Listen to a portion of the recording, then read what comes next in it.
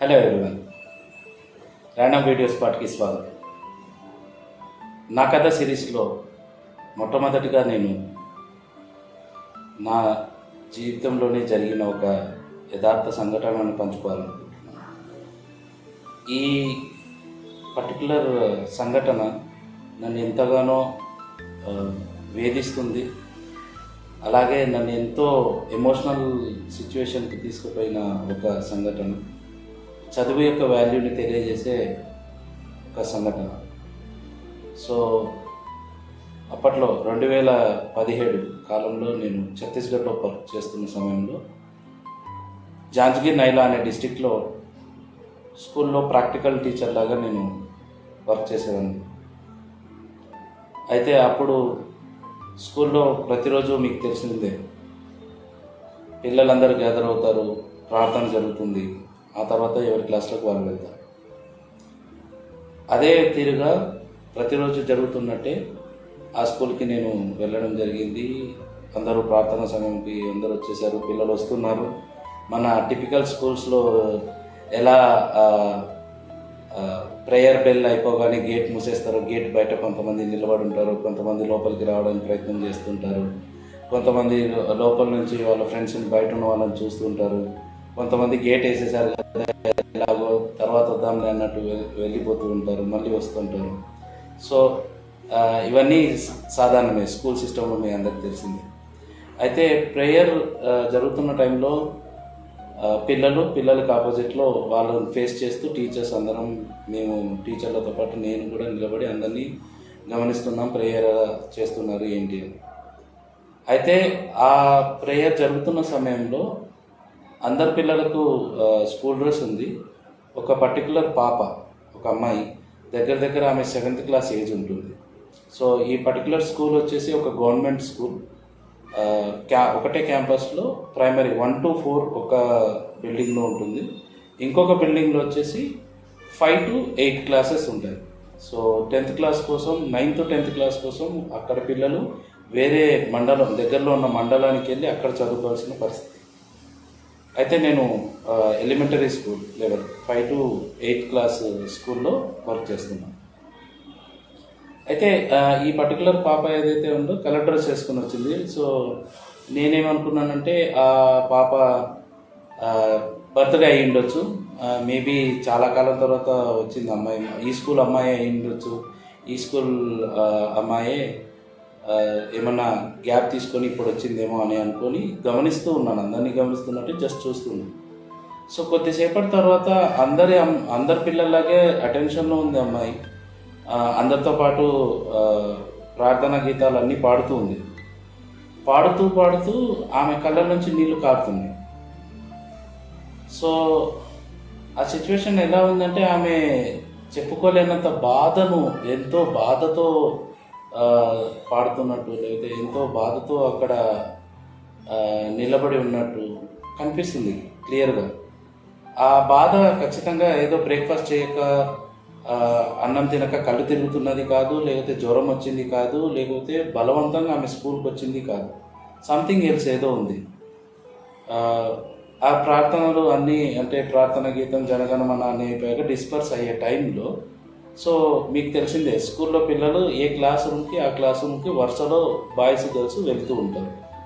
So entrance gate ఒకటి ఉంటుంది, exit gate ఉంది. సో ఎంట్రన్స్ గేట్ వైపు పిల్లలందరూ వాళ్ళ క్లాసుకు తగ్గట్టుగా అందరూ వెళ్తూ ఉన్నారు. నేను పిల్లలందరినీ గమనిస్తున్నాను, కానీ పర్టికులర్గా ఈ పాపని ఇంకా ఎక్కువగా చూస్తున్నాను. నాకు ఇంకా బాగా గుర్తుంది, bright yellow plus light green colour hues mix అయిన డ్రెస్ వేసుకొని వచ్చింది. సో ఏడుస్తుంది. సడన్గా అమ్మాయి రివర్స్ టర్న్ తీసుకొని కళ్ళు తుడుచుకుంటూ పరిగెత్తుతుంది. ఎక్కడికి? Exit gate side.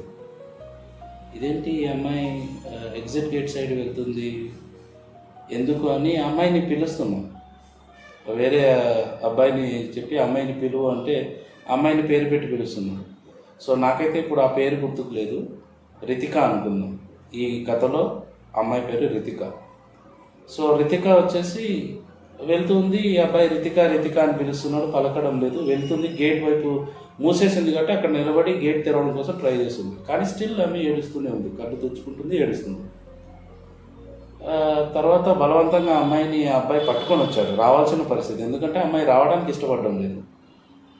సరే వచ్చింది. ఆ తర్వాత తెలిసింది ఏంట్రా అంటే ఆ అమ్మాయి ఆ స్కూల్లో డ్రాప్ అవుట్ అయిన అమ్మాయి, 7th క్లాసే, ఎక్స్పెక్ట్ చేసినట్టే 7th class drop out.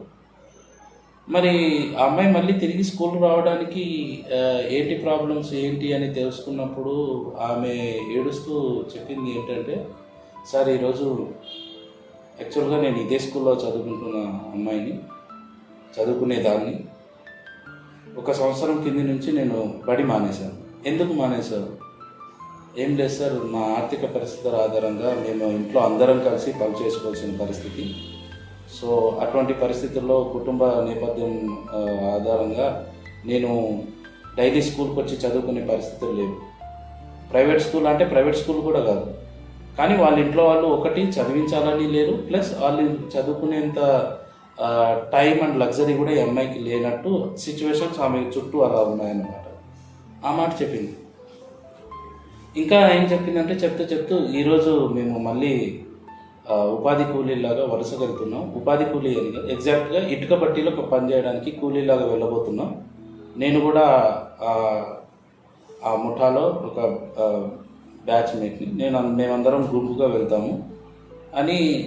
North side ఏదో స్టేట్, వీళ్ళు ఛత్తీస్గఢ్ నుంచి అక్కడికి వలస వెళ్ళారు ఆ రోజు. సో ఈ అమ్మాయికి చదువు మీద ఎంత ఇంట్రెస్ట్ ఉంది అంటే, ఆ అమ్మాయి నేను ఎలాగో స్కూల్కి వెళ్ళలేను, స్కూల్కి వెళ్ళక చదువుకోలేక చాలా ఇబ్బందులు పడుతున్నాను, కనీసం ఈ ఒక 15 నిమిషాలు లేదా 20 నిమిషాలైనా నేను స్కూల్లో ఉన్నట్టు, స్కూల్కి వెళ్తున్నట్టు, స్కూల్ పిల్లలాగా ఫీల్ అవ్వడం కోసం ఇక్కడికి వచ్చి ప్రార్థనలో జాయిన్ అయ్యాను సార్. నాకు ఇక్కడ స్థానం లేదు, నేను వెళ్ళిపోవాలి, నేను ఇంకొంచెం సేపట్లో మా ఫ్యామిలీ అందరం వెళ్ళిపోతున్నాను. I was speechless. నాకేం మాట్లాడాలో అర్థం కాలేదు. నా చిన్నప్పటి నుంచి కానీ మనం ఏంటంటే ఎక్కువగా మన పేరెంట్స్ వాళ్ళ లైఫ్లో పడిన స్ట్రగుల్స్ని, అరే చదువుకోవడానికి మేము ఇన్ని కష్టాలు పడ్డాంరా, చదువు విలువ మీకు తెలీదురా, చదువు విలువ మీకేం తెలుస్తుంది, ఇట్లాంటి కష్టాలు పడ్డాం, అట్లాంటి కష్టాలు పడ్డాం, లేదా చదువుకోక ఇలా తయారయ్యాం అని తల్లిదండ్రులు పెద్దలుగా అయ్యి వాళ్ళు రియలైజ్ అయ్యి తెలుసుకొని చదువు వాల్యూ గురించి మనం బాగుపడాలని చెప్పుకున్న పరిస్థితులు ఉన్నాయి. కానీ ఇక్కడ ఇంకా ఎప్పుడు నేను అటువంటి సిచ్యువేషన్ ఎప్పుడు చూడలేడు, వినలేడేమో. I think I'm the only guy, I feel. ఎందుకంటే ఆ అమ్మాయి వచ్చి ఆ 15 మినిట్స్ మాత్రమే ఒక స్కూల్లో చదువుతున్న పాపలాగా, లేదా స్కూల్కి వెళ్తున్న ఫీలింగ్ రావడం కోసం, తను మిస్ అవుతున్న స్కూల్ డేస్ని, తను మిస్ అవుతున్న ఎడ్యుకేషన్ని ఫీల్ అవ్వడం కోసం వచ్చి అక్కడ లాస్ట్ రోలో అప్పటికప్పుడు నిలబడి వెళ్ళిపోతుంది. టీచర్స్ ఎవరికి విషయం తెలియదు. టీచర్స్ కూడా జనరల్గా పిల్లలందరూ నిలబడ్డారు, అందరు లోపలికి వచ్చే వాళ్ళే అనుకుంటారు. ఈ అమ్మాయి ఎందుకు రావడం లేదు ఏంటి అనేది తెలుసుకునేంత సిచ్యువేషన్ అయితే అక్కడ లేదు.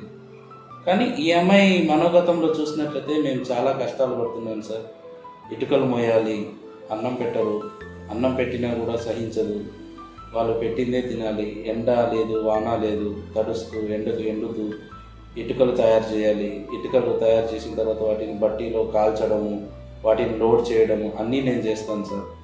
నేను స్కూల్కి రావాలని ఉంది సార్. చివరిగా ఆమె చెప్పిన ఒక మాట ఏంటంటే, ఆమెలో ఎంత ఇంకా ఆప్టిమిస్టిక్ ఫీలింగ్ ఉంది అంటే, ఆమెకి ఇంకా సిచ్యువేషన్ లేదు. ఆమె ఎంత చెప్పినా వాళ్ళ ఇంట్లో లేదు. ఎందుకంటే వాళ్ళ ఇంట్లో కొట్టి తిట్టి తీసుకెళ్ళే పరిస్థితి ఉంది స్కూల్కి, పనికి. ఆ అమ్మాయి అక్కడికి కూడా నేను ఇన్ని అడిగిన తర్వాత నన్ను ఒక ఆశాపూరితమైన ఫేస్ పెట్టి, ఒక ఆశ, ఆమె కళ్ళల్లో ఒక ఆశ, బాధతో కూడిన ఒక ఆశ, సార్ మీరు మా ఇంటికి వచ్చి మా అమ్మ నాన్నకు ఒకసారి చెప్తారా అని. ఇక నాకేం చేయాలో అర్థం కాలేదు. నేను వెంటనే ప్రిన్సిపల్ దగ్గరికి, అలాగే స్కూల్ టీచర్, వాళ్ళ క్లాస్ టీచర్స్ని, అందరము స్టాఫ్ రూమ్లో ఉంటే అక్కడికి వెళ్ళి ఈ సిచ్యువేషన్ని చెప్పాను. వాళ్ళు కూడా ఏం చేయలేని పరిస్థితి. వాళ్ళు వెళ్ళిపోతారు సార్, వాళ్ళు రారు, మేమేం చేయాలి, ఎన్నో చెప్పాము, ఇట్లానే మేము చూసామండి, కానీ ఈ అమ్మాయి ఇంట్రెస్ట్ని చూస్తే మా కళ్ళల్లో నీళ్లు తిరుగుతున్నాయని అందరూ ఎక్కడ ఏడ్చేది పరిస్థితి. సో ఫ్రెండ్స్, ఎడ్యుకేషన్ వాల్యూ అనేది ఒక చిన్నపిల్ల అప్పటికప్పుడు తెలుసుకొని ఆ వాల్యూ గురించి ఆ ఎక్స్పీరియన్స్ని మళ్ళీ just for fraction of minutes కోసం ఎక్స్పీరియన్స్ అవ్వడానికి ఆమె స్కూల్కు వెనక్కి వచ్చిన తీరు నాకు ఎంతో కదిలించింది. అది చాలా డిస్టర్బింగ్గా మారిపోయింది నా లైఫ్లో. అది ఎప్పటికీ హాంటింగ్ చేస్తుంటుంది.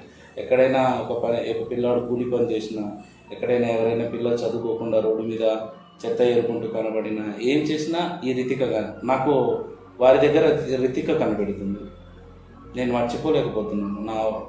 నాకు అది మైండ్లోంచి వెళ్ళడం లేదు. I may be shifted to different professions, different areas visit చేస్తుండొచ్చు, చాలా రకరకాల పనులు చేస్తుండొచ్చు, కానీ రితిక అనే ఒక ఎమోషనల్ మెమొరీ ఏదైతే ఉందో అది మాత్రం స్టిల్ హాంటింగ్ మీ. సో ఇటువంటి లైఫ్ టైం ఎక్స్పీరియన్స్ వచ్చినందుకు నేను ఎలా ఫీల్ అవ్వాలో నాకు కూడా తెలీదు. కానీ when ever I remember Ritika, I feel very sorry for her. ఆమె ఇప్పుడు ఎక్కడుందో తెలియదు.